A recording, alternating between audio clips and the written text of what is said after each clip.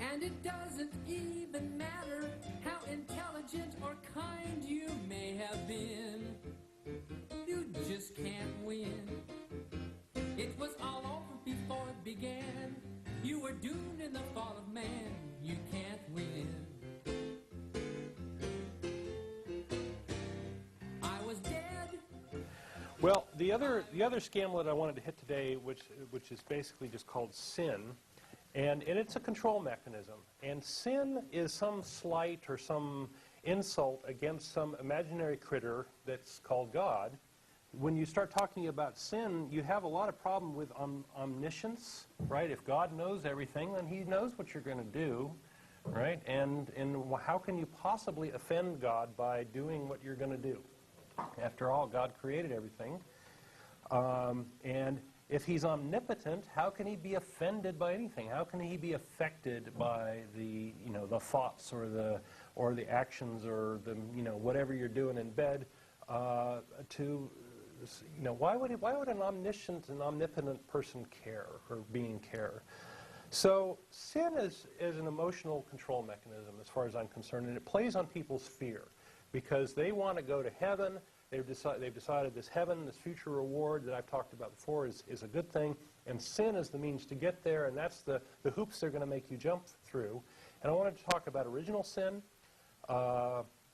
sin as a scam, as it's used today, and then purgatory as a sin abatement mechanism. So original sin is a debt that you are supposedly born with, and you sort of have to work it off in your life, and that's a mechanism by which they get you into church so that you can kind of work off your sin or jump through the hoops on the sin. So sin is some nonsense crap, or original sin is some nonsense crap that somebody somewhere ate an apple, and somebody else being God, but having to be killed for the apple eating, and it's all your fault. So it's this very odd thing that God makes this rule that the apple eating is not good, and He has to come down and kill Himself to make it all better. And this original sin it's all sort of an emotional shell game, and so Jesus ends up sort of being the vessel for this sin, and so you owe this debt to Jesus somehow. And you must fix this problem somehow. You must pay your debt to Jesus, or you'll go to hell.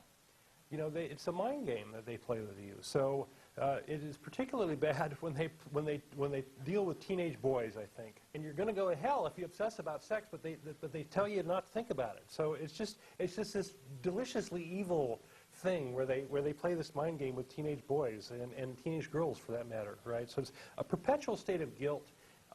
And so that's the original sin. It's sort of lays this groundwork of this perpetual state of guilt. And how do they use that? Well, today they use this sin as a kind of a shell game. So under normal circumstances, when you harm someone, you owe a debt sort of to that person, or you have to make amends to that person, or you have to address that particular problem. But with sin, you're harming someone else is an affront to God, and you end up owing the church money or penance, or you have to go say the rosary or do some sort of confession thing in order to get rid of that. The poor guy that you harmed has to go be forgiven or forgive you, so they get robbed, and the church makes money off of this whole thing. So it's a way of directing attention and money and power to the church is what it's for.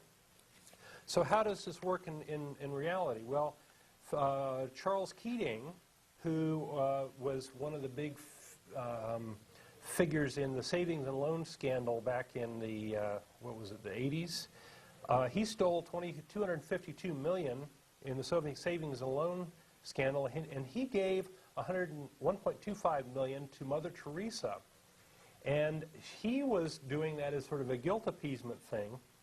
But he went to jail anyway. So the court system ended up asking Mother Teresa for this money back because it was ill-gotten. And she figured out ways to slip out of that and basically ignored the request. And so the church effectively made money off of this off of this little scam. So that's the kind of thing they do, is they get money as guilt appeasement and so on. Finally, I wanted to talk about purgatory, and this is more of a strictly Catholic thing. And so purgatory is a place that you supposedly go to after you die, where you have various types of sins. So let's back up a little bit. There are mortal sins and venial sins. Now, mortal sins are sins that are unforgivable, and you're going to go to hell. So supposedly, unless you get forgiveness. Unless you get forgiveness. Okay. Who knows? Right. So it's a mind game. It's a bunch of hoops to jump through. So if you have venial sins, what that means is that you're just a little bit bad, and you have to be cleansed. So to be cleansed, you go to purgatory, and you supposedly get some fire there and some cleansing fire. It's a very karmic system.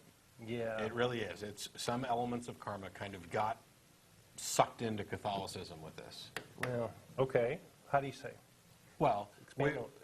Catholicism with this idea of purgatory and some sins that aren't necessarily bad enough to condemn you to hell, but you're not quite deserving to go to heaven. So you have this period of working them off. It's similar to the idea of karma within some versions of Buddhism, where you are waiting in order to progress to your next reincarnation or whatever. Right. You've got this work cycle. We talked about it a little bit with the levels and of things. Yeah. Okay. So the purgatory is a good scam because, first off, it gets rid of this black and white thing, right? So if it's black and white, either you're going to be a pious, saintly person and you're going to go to heaven, or you're going to screw up somewhere, because there's so many ways to screw up with sin, that you're going to go to hell. And so generally people would say, oh, well, screw this. This makes no sense. I'm going to go to hell anyway, so why bother? But purgatory puts this nice little gray area in between where you're going to go to heaven eventually, but it's going to be a lot nicer the nicer you are and the good things you do. But why this is a scam is because part of it is that it forces you to do good acts, and it also forces you to do acts that benefit the church, because the church has the power to aid you along this path. And they have this notion of prayers for the dead and this notion of indulgences where you can pay the church money and have yourself or your relatives who have recently died be aided along in the path towards heaven in this purgatory thing. And so this indulgences and this particular scam, this prayer for the dead thing, was one of the big rifts that grew, that was the beginnings of the Protestant church. So Martin Luther protested this notion of indulgences because it was hopelessly abused. And of course, it's a scam. I mean, it was constructed as a scam. Yeah. And so here's from the Catechism of the Catholic Church, number 211, how can we help souls being purified in purgatory? And the answer is, because of the communion of saints, the faithful who are still pilgrims on the earth are able to help the souls in purgatory by offering prayers and suffrage for them, especially the Eucharistic sacrifice. They also help them by almsgiving, indulgences, and works of penance. So these last things, almsgiving is giving to charity, indulgences is giving money to the church and as a favor, and works of penance is much the same thing as acts. So anyway, purgatory is a great scam, and it capitalizes on this sin. And even the Protestant churches who don't believe in this purgatory use the earlier version that I just gave, where you have this shell game of responsibility. And under it all, we have this original sin. And this original sin, I think, is why evolution is such a big topic. And how do we get from sin to that? Well, original sin is supposedly what Adam and Eve inherited by eating this fruit. Well, if there was no Adam and Eve, and if we have ancestors that go all the way back to bacteria, then that whole story is moot, and the whole reason for Jesus is moot, and the whole religion is pretty silly, which I think it is.